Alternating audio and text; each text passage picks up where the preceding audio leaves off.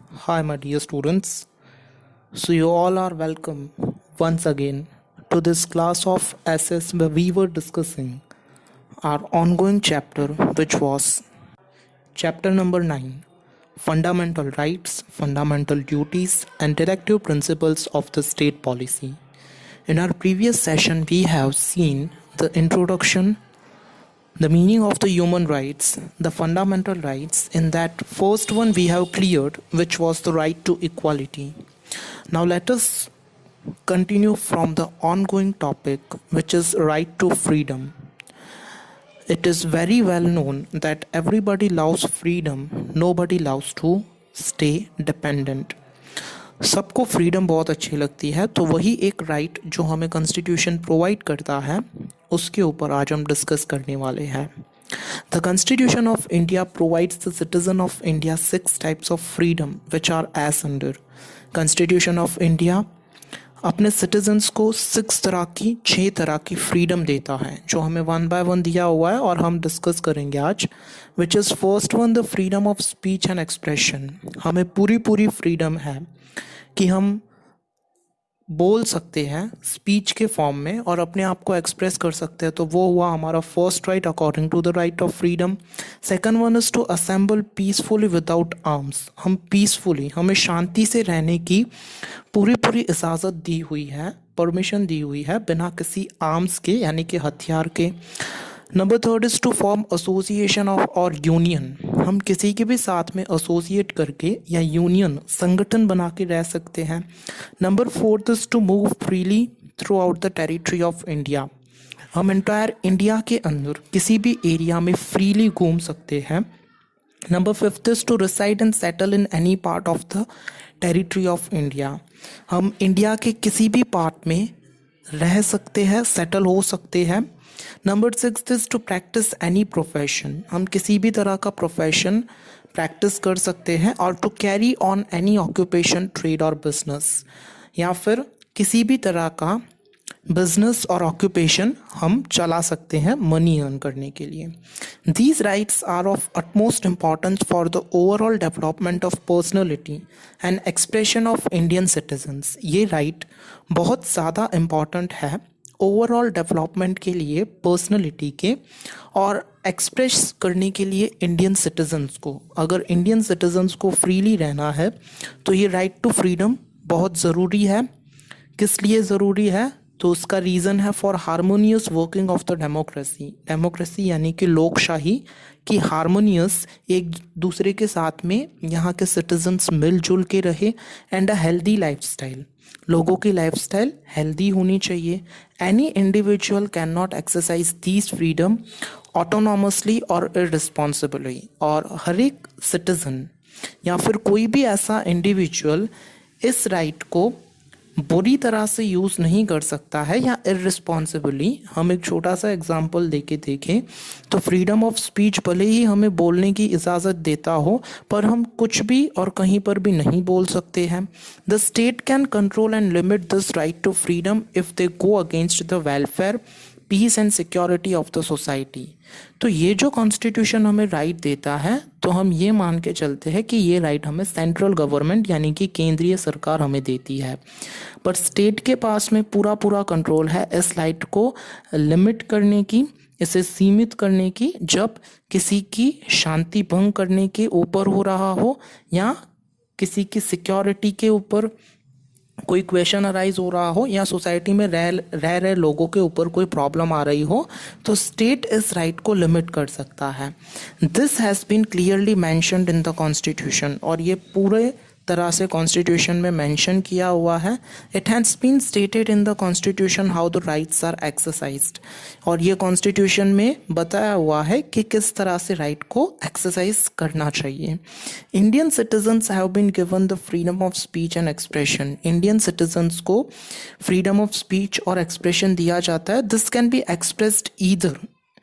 और ये राइट जो है वो हम एक्सप्रेस कर सकते हैं ईदर, या तो ओरली मुंह से बोल के, या वर्बली वर्ड्स के accordingly, and through gestures, but that does not provide for exercising these rights in unlimited and unrestrained manner.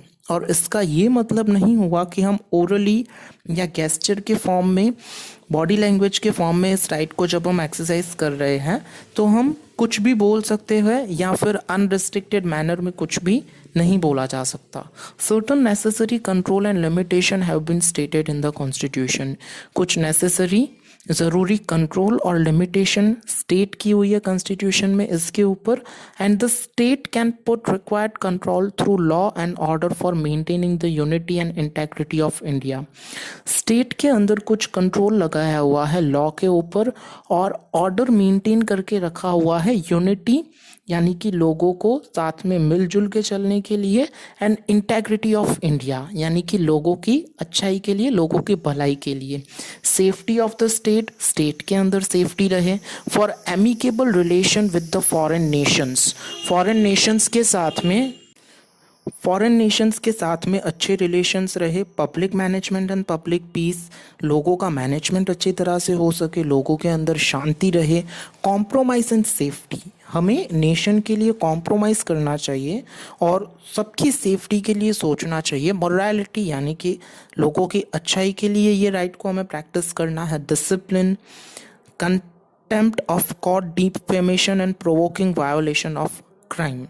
तो हमें कोर्ट की डिफेमेशन के लिए और वायोलेंस नहीं होना चाहिए, किसी भी तरह की हिंसा या कोई भी क्राइम नहीं होना चाहिए, उसी के लिए ये फ्रीडम ऑफ स्पीच हमें यूज़ करना है। ठीक है। Now it is the authority of the judiciary, ये जुडिशरी की अथॉरिटी है, न्यायालय की अथॉरिटी है, whether these many limitations are appropriate और इनअप्रोप्रिएट। और ये न्यायालय की ड्यूटी है, कोर्ट की ड्यूटी है देखना, नज़र रखना कि ये जो राइट दिया हुआ है वो लिमिटेड है, अप्रोप्रिएट है या इनअप्रोप्रिएटली यूज़ हो रहा है। या इन शॉर्ट हम ये समझे कि ये right to speech and expression जिसका यूज़ हो रहा है वो लोग अच्छी तरह से एडवांटेजियस वे में कर रहे हैं या बुरी तरह से डिसएडवांटेजियस वे में कर रहे हैं। The purpose behind the freedom of express through which ideas and opinions put forth for public welfare has not been separately mentioned।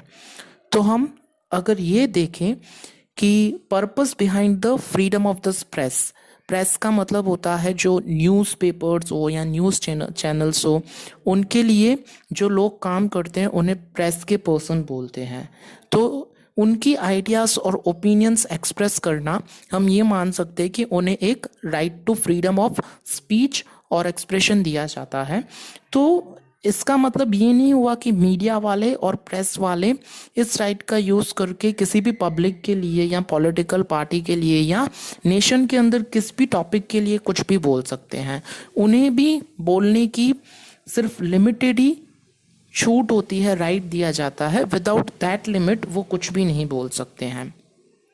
The latest amendment of 2009 in Constitution of India confers free and compulsory primary education for the children between 6 to 14 years।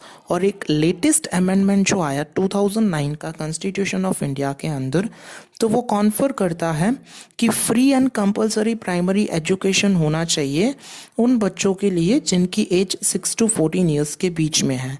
If a person is not convicted for a crime, और अगर ऐसा कोई person कि जिसने crime नहीं किया हुआ है, then he can not be sentence to punishment or more punishment than the one prescribe by the law. तो उसे, अगर उसने क्राइम नहीं किया हुआ है तो उसे पनिशमेंट भी नहीं देनी है, या फिर पनिशमेंट जो लॉ ने डिसाइड की हुई है उससे ज़्यादा पनिशमेंट भी नहीं मिलनी चाहिए। Can not be given the punishment more than once, can not be given to the same convicted person. तो उसी पर्सन को एक से ज़्यादा अगर उसने क्राइम किए हुए हैं तो उसे उन सभी मल्टीपल क्राइम्स की पनिशमेंट नहीं मिलनी चाहिए, उसे एक ही क्राइम की पनिशमेंट मिलनी चाहिए। और can not be given to the same convicted person, और वही जो कन्विक्टेड पर्सन है जिसने क्राइम किया हुआ है तो उसे एक ही जुर्म यानी कि एक ही क्राइम जब उसने किया हुआ है तो उसे उसी की ही सज़ा मिलनी चाहिए, पनिशमेंट मिलनी चाहिए। No individual can be deprived of his life and liberty except by the procedure of law। तो कोई भी इंडिविजुअल ऐसा नहीं होना चाहिए कि जिसको उसकी लाइफ का सेक्रीफाइस करना पड़े या उसकी लाइफ ले सकता है जुडिशरी, या उसकी लिबर्टी जो है, उसकी फ्रीडम जो है वो ले सकता है, एक्सेप्ट इन दैट कंडीशन कि उसने कोई क्राइम किया हुआ है और कंट्री की गवर्नमेंट ऐसा नहीं चाहती है, तब तक ऐसा कुछ भी नहीं हो सकता है। No one can be arrested without being told the ground for such arrest. हम किसी को भी अरेस्ट नहीं कर सकते हैं बजाय इसके कि उसका कोई अप्रूवल निकला हुआ हो, उसका कोई वारंट निकला हुआ हो अरेस्ट का। अगर किसी पर्सन ने क्राइम किया हुआ है तभी उसको हम अरेस्ट कर सकते हैं। If arrested the person has the right to defend himself or herself by a lawyer of his or her choice. अगर उसे हम अरेस्ट करते हैं तो उसे पूरा पूरा अधिकार है वो अपने आप को, चाहे वो फॉर कोई भी सिटीज़न हो इंडिया का, अपने आप को डिफेंड कर सकता है और लॉयर को अपॉइंट कर सकता है, जो कि लॉयर ये करेगा कि उसका केस फाइट करेगा जाके कोर्ट में। An arrested person has to be brought before the nearest magistrate within 24 hours. अगर कोई पर्सन अरेस्ट हो जाता है तो उससे nearest magistrate, weather he is residing in the city, तो सिटी के अंदर जो सेशंस कोर्ट होती है वहाँ पर, अगर डिस्ट्रिक्ट में है या टाउन में है या विलेज में है तो डिस्ट्रिक्ट कोर्ट में जो मैजिस्ट्रेट होता है, जज होता है, उसके पास में जाके विद इन 24 आवर्स के अंदर जो पब्लिक वर्किंग डे है उसके सामने जाके पेश करना है। Without the permission no individual can be kept in custody. और परमिशन के बिना किसी भी इंडिविजुअल को कस्टडी में नहीं रख सकते हैं। As per the prohibition act, अगर हम बात करें प्रोहिबिशन एक्ट की, the person under arrest will not be applicable to the aforesaid matters. और किसी भी पर्सन को अरेस्ट में नहीं कर सकते हैं जबकि उसने यहाँ पे कुछ नीचे वाली मैटर्स दी हुई है, वो नहीं बनी है, जो घटना नहीं बनी है, तो उसे विदाउट किसी भी तरह के प्रॉब्लम में अरेस्ट नहीं कर सकते, कस्टडी यानी कि पुलिस के अंडर में नहीं रख सकते हैं। तो यहाँ पर कुछ दिया हुआ है, प्रिवेंटिव डिटेंशन।